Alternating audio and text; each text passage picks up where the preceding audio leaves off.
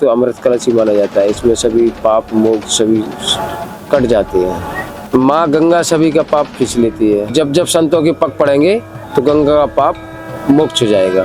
गंगा में कहीं पर भी स्नान कर सकते हैं। प्रयागराज में दिव्य भव्य सुरक्षित तथा डिजिटल महाकुंभ की शुरुआत हो गई है।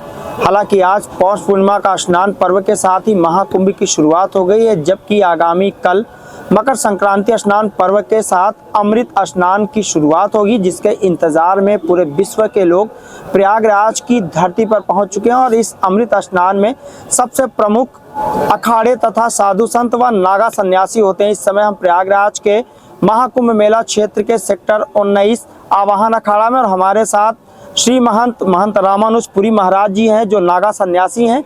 हम इनसे बातचीत करेंगे कि कितना महत्व होता है अखाड़ों का संगम में स्नान करना।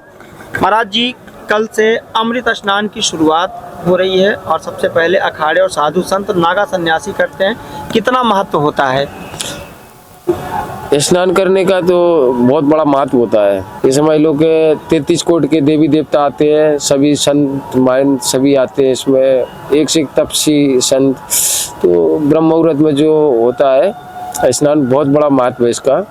और अमृत ही कलश माना जाता है। जो अमृत के समय अमृत पिया जाता है उसी समय स्नान किया जाता है, तो अमृत कलश ही माना जाता है। इसमें सभी पाप मोक्ष सभी कट जाते हैं।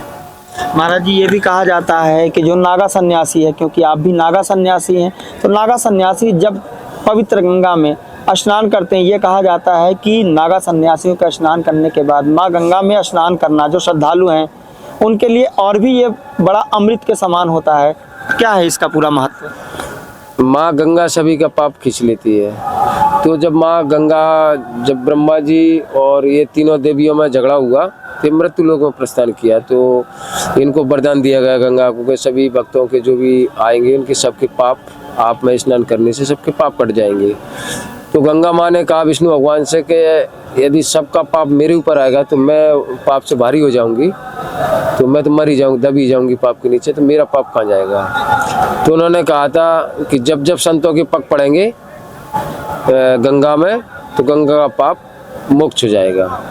तो उस समय गंगा का पाप सभी मोक्ष हो जाता है। जब संतों के पैर पड़ते हैं तो पग पड़ने से ही सभी गंगा का पाप मोक्ष हो जाता है। इसके बाद में भक्तों को जो होते हैं स्नान करने से सभी पाप भक्तों के भी मोक्ष हो जाते हैं। महाराज जी, महाकुंभ की शुरुआत हो चुकी है, कल अमृत स्नान की शुरुआत होगी। उसके बाद जब आप लोग स्नान करेंगे, क्योंकि प्रयागराज में बीते कल से ही लगातार जो श्रद्धालु हैं वो इस इंतजार में हैं कि वो अमृत बेला, पावन बेला जब उसकी शुरुआत होगी तो यहाँ पर जो श्रद्धालु हैं, क्योंकि मौसम भी बदल चुका है, बीते कल से ही कहीं रिमझिम बारिश, सर्द हवाएं, और लाखों श्रद्धालु इंतजार में हैं। क्या कहेंगे श्रद्धालुओं के लिए? श्रद्धालुओं से यही प्रार्थना है कि शांति के साथ शांति बनाए रखें। और जहाँ भी गंगा है, ये नहीं है कि त्रिवेणी संगम पर ही स्नान करें, गंगा में कहीं पर भी स्नान कर सकते हैं। शांति के साथ कहीं पर भी स्नान करिए और मन का सब पाप जो मैल है सब निकाल दीजिए। आज के दिन स्नान करते ही सब मैल निकल जाएगा, आपका पाप मोक्ष हो जाएगा। और शांति बनाए रखें, भब्बड़ ना करें, जहाँ पे भी है शांति से स्नान करें गंगा में। और सभी संतों के हो जाने के बाद में जब स्नान भक्तों को करना चाहिए। महाराज जी, आप लोग भी तैयारी कर रहे हैं, क्योंकि अमृत स्नान का जो शुभ मुहूर्त है उसके बाद जब अखाड़े जाएंगे तो किस तरीके से आप लोगों की तैयारी है? लाव लश्कर किस तरीके से भव्यता के साथ आप लोग संगम में स्नान करेंगे? भव्य से भव्य स्नान होगा। आवाहन अखाड़ा सबसे पुराना अखाड़ा है, इसके साथ में अग्नि अखाड़ा भी चलता है, जूना अखाड़ा भी चलता है, तो तीनों अखाड़े साथ में स्नान करते हैं।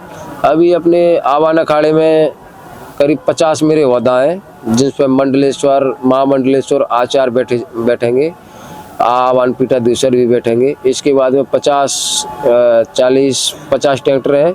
इसके बाद में मेरी गाड़ी है, ऊँट भी है, हंस छाप गाड़ी भी है, बकाया वदा भी है। तो इसका मैं अपने 50 वाहन बांध रखे हैं, बैंड, डीजे, ढोल नगाड़े सभी है। तो बड़े भव्यता के साथ हम लोग सभी स्नान करने को जाएंगे। वो भव्य से भव्य स्नान के वो बनाएंगे, स्नान को भव्य से भव्य बनाने का प्रयास करेंगे।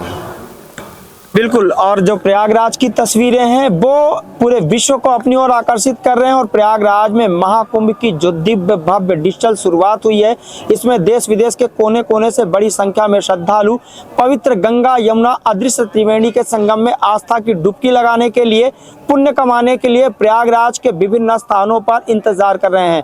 अपने सहयोगी साइमा साहिदा के साथ पवन पटेल, न्यूज़ 5 प्रयागराज।